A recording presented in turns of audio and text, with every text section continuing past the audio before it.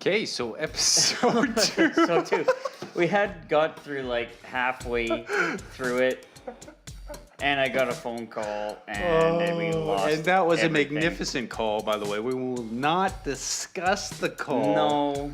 But it I was think it's gonna lead absolutely magnificent. Yeah, I think it's going to lead us down a different path than we originally were talking about on episode 2.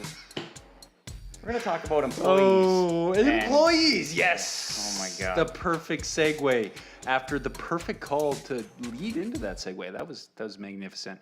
So, episode 2. Episode 1, if you missed it, it was great. We talked about tax rates, Trudeau, and then we ended on like the definition of entrepreneur. I don't even remember what we talked about in the original episode 2 that we lost. Well, yes, and a part of that is because have we been? How many drinks do you have? I got a couple down. Couple good did ones. you hit record? Are we recording right now? Oh my God. I just want to double check. Fucking 16 and you drank the neck of your I want to cooler? double check that drank if the we neck of are a cooler actually and he's just recording. fucking annihilated. Because if we aren't recording, man, that would suck. Okay. Anyway. Back on track. You want to talk about employees? No. No, not at all. You know, no comments. No. Done. No. Okay. Fantastic. So, one of the biggest challenges, obviously, for being an entrepreneur is employees, is labor. And that brings me to an opportunity, okay, for those people that just have good attitude, good work ethic. You don't need academic success. I think just those two things, you could be very successful. I'm just saying. Do you want to end on that? I Good think employees. I'm almost anti-academic success because I think Well, if somebody, academia I don't know about on that a one. whole, You could argue. You could, but I think academia on a whole, I think is, for most people, a complete waste of fucking time. I don't know. Ask Darren when he hired his lawyer if that academic individual. That's what I said. So for within most context, people, most people. yes, I guess, okay. So there is Fair the argument enough. to make. Fair enough. Huh? Me, I always think more so entrepreneur, business, that kind of stuff. And for me, academia is a complete fucking waste of time. But you have to have people on your team Yes. that are extremely academically smart. CPAs. Thank you, CPAs, And for everything you lawyers. do. And Yes. lawyers. Fantastic. Thank you. Other than that, There's some diplomas that make sense. MBAs still have a valid position. I'm just saying, thank you, MBAs. And there's a few others as well, depending on the business you buy and the business model. yeah. So, anyway. So, Sheldon had a I great remember- call. That I remember led us what down we were this talking path. about on the original episode 2 was how crazy Robert Kiyosaki was. Yes, Robert Kiyosaki. Do you want to lead that, or I can talk about that? No, go It's fine. ahead. Okay. You know the guys. Okay, so, well, he doesn't know me. Well, obviously, if you go up to Robert Kiyosaki and go, hey, who's Chris Doran? He's going to be like, who the fuck is that? Which is fine. I'm not offended by that. Guy's big name guy, top tier speaker. But what we were talking about is how great Tony Robbins was. That's true, yeah. And then How we got great- off tangent on how crazy Robert Kiyosaki is. He's good. He's good. He's great. We were He's an talking amazing about speaker. how we listened to him for like a day and a half talk about Jiro Dreams of Sushi, which is some guy who like literally made eggs in a sushi restaurant for like 5 fucking years before he got promoted because it had to be perfect. We had a lot of good material in the original episode number 2. Yes, which got annihilated somehow. So, But yeah. good job. Anyway. Great job. Yeah. So again, on that note, I think that Tony Robbins, just to bring that back in, there's a business mastery course we're going to in June. It's Business Mastery 2. I think it's June 17th or 18th. I think it's the 17th to the 21st. To the 21st. I remember it ends on the 21st in Amsterdam. Yeah. Rotterdam. Rotterdam. It's close to Amsterdam. We just came close. back from Business Mastery 1 a few weeks ago, which was in Vegas, which was goddamned amazing. Amazing. We'll talk about that again in a little bit too. Yeah, Like, Tony let's talk Robbins about is on such another on another level. Oh, And not to so take away good. from the other speakers, because there's a lot of great speakers, I really am a big fan of Robert Kiyosaki. He's so good at talking about the why you should be an entrepreneur and investor, and he simplifies complicated things. Yeah, right. big time. Fiat currency. I never really understood it until he broke it down. But Tony Robbins, man, that dude is on another. He's on another level. Yeah, because he's completely. not sitting there with PowerPoints, and neither is Robert Kiyosaki. But two different things, though. But I've never seen a speaker just walk around the crowd and be like, "Hey, who wants to talk about this?" And they raise their hand, and then he breaks them down, and the entire time you're like, "Oh shit!" You're just enthralled by that whole process, and then he builds them back up, and then you relate to the problem and the solution. Yeah. And you're like, oh, it was unreal. And emotional, too. Even for business. Man. Like, he was breaking down some business owners just on simple business problems. And it's such an emotional process to see because, us as business owners, we understand it, we get it. But, like, watching him, if you've ever seen that Netflix documentary, I'm Not Your Guru, or even being at some of these live events, this is the only one I've been to is the Business Mastery, but being at, some of the other stuff he does, if I was, in the crowd while he's talking down suicidal people and stuff like that's highly intense stuff. Oh my God, that's very emotional. But even the business stuff he was breaking down people over, that was intense stuff. But because it's mostly psychological, right? Like what did you say? 80% psychological. Business is 80% psychological, and I think that's with most things. Man. Even highly physical.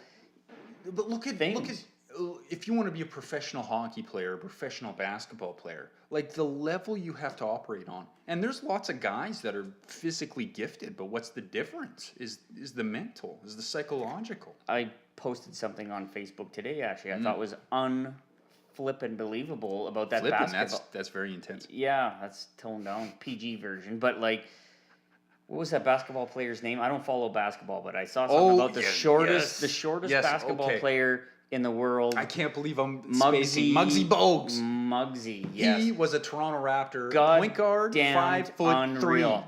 5'3". Goddamn unreal. I watched this video on this guy for like 4 minutes, whatever that video was. I was flipping blown away. So I got to find some documentaries on this guy. But that's exactly what we mean is like... It's all mental. It's all Imagine being mental. 5'3" and being any sport. But then you put basketball into it, where height is like the biggest factor. And this guy played. It said he played 14 seasons of professional basketball. And he's a Hall of Famer. He's a Hall of Fame player. His videos were unreal. Like I have to find documentaries on this guy. Then there's Earl Boykins, 5'4". Right? Then there's Nate Robinson, 5'9". Yes. Like there's all these little tiny dudes that just like playing with 7-footers. That's insane. So take that mentality and the obstacle those guys had to overcome. And exactly. Apply it to business. Get that winning mindset that I don't give a fuck how tall I am. I'm a goddamn Hall of Fame player. Basketball player. How do you put that into the context of business? Because that's unreal. Because think about it. How many point guards were trying to play for Muggsy Bogues' position? It's no different with market share, right? Even look at our position, right? Look at Blastaway, right? How many people would love to take market share away from that company, right? It's no different than like, oh, look at this 5'3" point guard. I'd love to take a minute or two out of his time, right? And you times that by like 100 because there's especially today with like the G League, the Gatorade League, which is their lower standing league. There's like 1,000 dudes trying to grab that guy's minutes. And he's 5'3". That's crazy to me. For 14 years. He wasn't a flash in the pan here. And a Hall of Fame player. Yeah. So that's blew my mind. Like again, I don't follow basketball, but like I saw that guy and like 5'3", and you're seeing videos and pictures of this guy.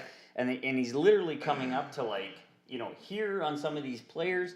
And man, the guy just dominated these bigger players. It was unfrickin' real. Yeah. So at the end of the day, I feel like it's no different. Someone's trying to take your minutes. Someone's trying to take your market share. And at the end of the day, you always have to work on your craft. You have to improve, whether it's your jump shot or your cash flow, whatever it is, right? So it's such a great analogy. Yeah. And their mindset is fucking everything. Yeah. Everything. Yeah, and that's what I think one of the biggest things. I mean, I've heard it for years, but I think I really got a lot of it at Tony Robbins. It was unreal, Yeah. you know, just mindsets, everything, and Well, we were there for what, 16, 18 hours, and the entire time I'm like, oh, what's that's the thing. Like, we didn't even eat. We didn't even eat. You sit in a flipping room in a chair, not at a table, but in a chair for 12 to 14 hours a day, nothing to eat, nothing to drink. Yeah. And you're just enthralled the entire time. The entire time. Which we've been to hundreds of business conferences. You sit at a table with food, and you get dinner, and you get this, and you get that, and you fall literally. I have a picture of Sheldon in a seminar falling asleep, and it's the funniest fucking shit I've ever seen. Yeah. So it happens, and that's the difference between most speakers and Tony Robbins. Yeah, it's so unreal. true. It's so unreal. true. Yeah. So it's crazy to me because I mean, I again going back to Tony, I've been on tour with Robert Kiyosaki through Canada, bit of U.S. I've been in boardroom meetings with Robert Kiyosaki. I not to be that name dropper or anything, but I have a great deal of respect for the guy. A great guy. He takes complex topics and simplifies them, and he's one of the best at it. Hence why he's sold more books than anybody in the financial realm of book selling, right? Financial literacy. But Tony Robbins is on another plateau. Yeah, it's unreal. Another plateau. It's so crazy. So if you ever have a chance, whether it's personal or business or what have you, I always recommend Tony Robbins 100% best money possible to spend. I agree. And I've seen the guy. I've known of him for years. I've seen the guy. I'd never been to any of his stuff, and I was blown away. Not what I expected whatsoever. Yeah, it was great. It was amazing. Yeah. So where are we at here? 12 minutes. Okay, we got plenty of time. Look at this. Look at that. I could have another drink, right? We could do a third episode. Take it easy here. This is good. Yeah, hey, we're on a roll. Yeah. By the way, this has been a long time in the making, so I'm enjoying this very well. Months, literally. But we went dark for quite a while because for a very long time. We worked on this stuff for really hard, at the beginning of this year for a number of months, and then business happens, and you get we have been so busy this year, which I don't think is a bad problem. No. But it has proposed a lot of new challenges and new problems we've had to solve. So the last, I'd say 3 months at least, we went almost completely dark, and this was one of our main focuses this year. Yeah. And we went dark, and we didn't have time to post on Instagram or Facebook or do podcasts or anything until recently. So I mean, it's good to kind of get back into it, but business is the main thing for us, and sometimes you got to take a turn left when you want to go right, and that's kind of where we're at. But we're getting back on track now. So and I'm feeling good about it because even just the energy of this podcast. Look, it's great. I mean, if we can add any value to you, entertainment, to maybe some informational value, I mean, we're peanuts at the end of the day. If you look at how big our businesses are, even our investment portfolios, I mean, I'd like to say we're respectfully successful, but at the same time, we do have some pretty big obstacles, and I feel at the very least we haven't accomplished anything big. Right? I would agree with that. When you're not doing anything and you're an employee, like actually I think that was in the original second podcast we were talking about, how we have experience on both sides of the fence about being an employee, being a business owner, and the drastic mindset difference, and just how when you're an employee you think you know everything and you think you know what the boss does and how he acts and everything, but when you're actually that entrepreneur and that boss, how different things are and what you actually have to do when everybody thinks you do nothing. I mean, it's quite the difference. So, I mean, there was a lot of good stuff on the original second episode that got lost, but, here we are. Hey, we're going to try our best to remember what we said, but how many drinks did you have? Few. I can't guarantee that we can mimic the original second episode. But I want to say this, going back to what you said. So you look at our I remember there was a Facebook post It was about minimum wage. This might seem left field, but bear with me. And all these people were talking. They had their opinions on a minimum wage, which is great. That's phenomenal. I'm cool with that. And I said, I'm curious, of all the people in this comment and thread, like of who have commented, how many of you have employees? And like, none of them did. I was gonna say, yeah, probably none of them. Like- Because employees, they think, oh, great, yeah, fucking raise the minimum wage. That's great, but then they can't afford fucking strawberries at the grocery store, and then they wonder why. It's like, you guys, like, And that's a it's whole not other hard. rant. Yeah, it's But- not but, hard like, to put together here, how- like on why the cost of shit needs to go up because employees want more and more and more and more and more, and businesses Which is don't make money. Yeah, which is fine, because even us, like, we want to pay the best in the industry, right? We want to, create jobs, and not just like entry level jobs. We want to create really good jobs, and some of the jobs, like, the income is matches like the gross family income of the nation. So it's like, these are respectable jobs, yeah. And so it's just crazy to me, though, like how rare it is to find someone who just pays remittance tax. That's it. Like that to me, that's the, like, there's a lot of people that are self-employed. That's cool. They pay CPP, EEI if they salary themselves for themselves. They pay that. That's cool. But every 15th of the month, are they paying 50, 60, 70,000 in remittance tax? Do they know what that's like? Are they trying to manage their cash flow during that time? Well, okay. If you are, I'd really love to know what your thoughts are on blank, blank, and blank, right? Otherwise, it's like you haven't been through that, yet you're throwing, like, it's almost like you're talking, let's say you're talking to a guy who has a degree in biology, right? And you're like, well, this is my thoughts on the stomach, right? Well, and you're like, well, this guy, stomach. well, actually, your stomach doesn't operate blank. It does this, right? Well, Like, that's the difference is that, when it comes to such a complicated thing as biology or whatever, when people don't know anything, for the most part, they shut the fuck up because they don't know. But when it comes to, like, being a business owner, and just because you're, maybe an employee and you maybe have a job, everybody thinks they can do it better. So everybody has a goddamned opinion, but unless you've actually been there, done that, you don't have an idea. And that's what we were talking about before, is that, Chris and I have been employees for years and years and years, and I know the mindset I had when I was an employee, and sometimes it wasn't the best, and I thought, well, the boss just sits around, doesn't do anything, and blah, blah, blah. But then when you actually become the boss, become a business owner, and realize all that's tied to that, and you realize, looking back on it, like, holy shit, I was a bad employee.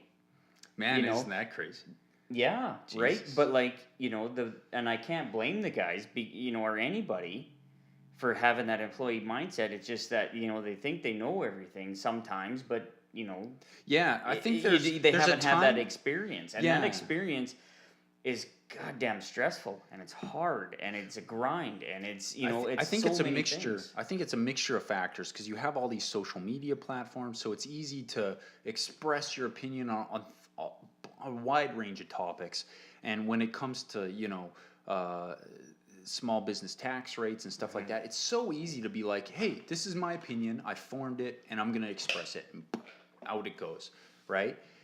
But when it comes to actual entrepreneurs paying, say, a remittance tax, that's actually pretty rare. I mean, I don't know the percentage in population of entrepreneurs that actually have, say, a minimum of 5 employees. But, I mean, I'm willing to bet that that's a pretty rare thing. Even when you look at corporations registered in their jurisdictions, right? Corporations currently running. Most corporations are just self-employed. They don't have any employees. And on average, they make $45,000 a year, right? And it's less than 4% of corporations registered in their jurisdiction that make over $1 million revenue, right? At least these statistics are U.S. based. I don't know what the Canadian based. They're very close. I would Very close. assume that they're close. I don't know how to get Canadian based statistics like that. But at the end of the day, if you assume that those numbers are close to Canadian numbers, I mean, is being an entrepreneur cracked up? Like, like they build it up so much, and then you jump in and you're like, well, fuck, this is kind of shitty. Yeah. Right? It's very tough. Yeah. I had no idea how tough it was. I've never worked so hard in my life. I've never been so stressed out in my life. But I know one day it's going to be worth it. Yeah. Because you're building something, right? But yeah, being an entrepreneur, it's not, well, we've said it tons of times, it's not all Lambos and mansions and Ferraris and, beaches and all that kind of stuff. It's very, very jaded as it today on what an entrepreneur, is on social media versus is in real life. Yeah, and that's the part that bugs me, right? Is the guy trying to sell you like a 100K in 100 days course. Yeah, and bullshit. he does it by like, oh, look at the Lambo I'm driving. Mm-hmm. Okay, he could be successful. First of all, he could lease it, or maybe he's not doing that well financially, and it's his brother's fucking Lambo or some shit. But a part of me goes like, man, don't sell the course based on what car you drive. Sell the course based on what you do entrepreneurially. You know what I mean? Like, what are your activities that got you the Lambo? Sell that, right? I don't get it. Like, so many guys are like, oh, look what I drive. Well, that's cool, but if we bought a Lambo, our business wouldn't improve. Am I going down a crazy like? Am I thinking crazy things? Like, I'd love to have. I'd love to have a Lambo. That would be awesome, actually. But I think in reality, like, would our companies improve because we have a Lambo? There is a study that suggests if you have a Lambo, that business will improve. So are you suggesting that we go buy a Lambo right now? Like, should Blast Away buy a Lambo? Should we buy businesses buy Lambos? Actually, if you look at one of my Facebook posts from probably about 2.5 years ago, I actually did say something like that about having like a Blast Away / real property management Lambo to increase the amount of business that we have, because people look at you. If you have a fancy car like that, they can look at you at a whole nother level and actually be attracted. People be attracted to your business because. So hold on. So if I was selling a course on Instagram, should I buy the Lambo? Well, buy one, I don't know, rent one or lease one like those guys do. Shit, son. Probably, but you know what? You got to change your game because now so many people have done it. Maybe I don't know. Since 2.5 years ago, 2 years ago, since I made that post, things have changed because everybody does that now. So you got to do your own thing. Look, I'd love to drive a Lambo, but it doesn't improve your expenditures, like your efficiency of your expenditures, at least from my point of view. Yeah, no, it's probably the worst investment you can make. But I know. There literally is articles that say it'll improve your business, which, depending on what business you're in, it probably will. Look, if you're... But you still got to pay for the goddamn Look, I'm thing. not going to point at anybody. I'm not going to say names. But if you're a realtor and you have a Lambo, maybe that works. I don't know. I don't know. But seems to. Yeah. But I don't know. Some dude's on Instagram. He's flashing his fucking Lambo. I don't want to be the jealous, envious entrepreneur kind of guy. Like, it's like, hey, cool, man. But like, what does that have to do with the course you're selling? Mm-hmm. It all comes down to hard work, and even the realtors, the Lambo, and all that stuff. Efficient work. Those guys efficient work. Yes, work so efficiently. Yeah. So much. It's the efficiency that pays for the Lambo. It's not the Lambo that pays for the Lambo. Let me make that clear, because I gotta say, I'm lucky enough to have some mentors in my life that do have Lambos, and those guys work. The hardest. But he's efficient. Ever seen. He's efficient. He's super efficient. And intelligent, and he knows how to leverage his time. 24/7. Guy's a hard-working motherfucker, man. Yeah. That's what pays for the Lambo. The Lambo doesn't pay for the Lambo. Drizzle Brothers. Yeah. But no, super impressed with the work ethic and efficiency of my mentors, definitely. Yeah, I guess on an end note right now, we're on second podcast. First podcast, again, we talk about Trudeau, tax rates, stuff like that. Granted, I just want to say this, throw this out there. We don't know it all at the end of the day. I'm really good at kind of retracting my ego, looking at things objectively, and looking at things completely opposite to what I say and think and what I believe in. you know, always looking to look outside the box. And, you know, Sheldon and me, we discuss that kind of stuff all the time, right? Whether it's taxes or, you know, capitalism, socialism, all these philosophical things, the list goes on. But I think in terms of Lambos, man, it's kind of hard to say no, hey? I'd just be so ballin' to have them. But I just want to reiterate, if you're trying to sell a 100K in a 100-day course, you're not going to sell me based on a Lambo, right? Me either. But it works for some people, I guess. Fool I'm a just lot saying. of people who aren't as smart as you, but you're not going to fool anybody who's just any smarter than you. Look, I'd be so disappointed if I gave John, the Lambo driver from fucking San Diego, 10 grand, and I found out he just borrows it from his brother. I'd be so fucking choked, you know? But then you wouldn't be as smart as him if you did that. He's obviously smarter than you because he got your money. You know what I mean? Well, that sounds just so crooked. But I'm just saying, you know, that's not going to sell me. What I want to know is, what are you doing in the trenches that makes you successful? How did you afford the Lambo? What were the things in the background that really aren't showing on camera? Yeah. Right? And that's what I mean. Work ethic and efficiency. It's insane. Yeah. It's insane. And that's what it all boils down to, basically. Yeah. So again, and that's why I think we're on the right track. We're looking at things objectively. We're trying to you know, look outside of the box. And even when we went to the Tony Robbins event, you know, we've paid a lot of money, went to a lot of courses, went to a lot of seminars, and we were still able to kind of hit the reset button and listen to what he had to say. And a lot of people, I think, get kind of stuck in a box and they're not willing to look out. And I think that's a big mistake. Yeah, no, got to be willing to learn all the time. But we should probably wrap this up before we lose this one too. Number 2, before someone calls. Oh, by the way, you don't want to talk about employees? You don't want to talk about employees? No employees talks? So most of our employees are great, by the way.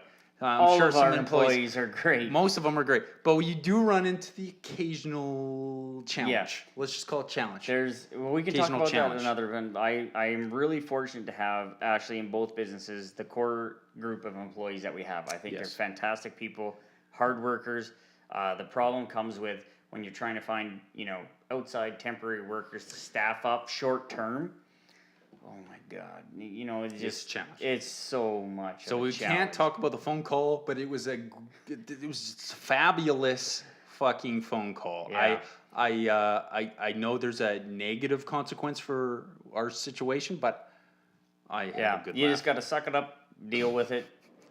You know, bit of bad news, but we got to deal with it. There's some challenges. Definitely some challenges to work through, but you know what? I've said that since the beginning. You know, the core group of people we have at both businesses are fantastic. Absolutely. You know what? I cannot say enough good things about those people, and you know, they work so hard. You know, and that's the thing is that, you know, it doesn't matter what business you're in, you gotta have a good team, and I love our teams, both of them. They're so fantastic, such good people. They care about what they do. But trying to find people to add to that team and grow that team that have the same mindset and work ethic and everything, I think that's the biggest challenge. And, you know, that can kind of be misconstrued a bit, what I talked about before about employees and stuff like that. I just mean adding to the core group, because our core group is very good. Yeah. It's just trying to find the right mindset of people to add to that, to grow your team is very, very challenging. So let's end on this. Again, we think outside the box. We're in a process where we're trying to grow. We're trying to improve. Obviously, our recruitment process has to improve. It's changed. It's changed substantially in the last 5-6 months, and it shows. Now that we changed our hiring process, you know, months ago, we're bearing the fruits of that. I'd say now. I agree. We've actually did have a few amazing additions to our team, but we changed our hiring process completely. Yeah. And it took a few months to kind of, you know, see the results of that, but it's showing now. It's showing big time. And but before that, until you kind of learn the hard way and you learn how you have to change your hiring process, my God, are you going to be in for some challenges? So that's another topic for another conversation. And don't forget Don't forget those remittance payments. Yeah. You know, they're due 15th of every month. Pay them. Pay 15th them. of the month, motherfuckers. Pay them.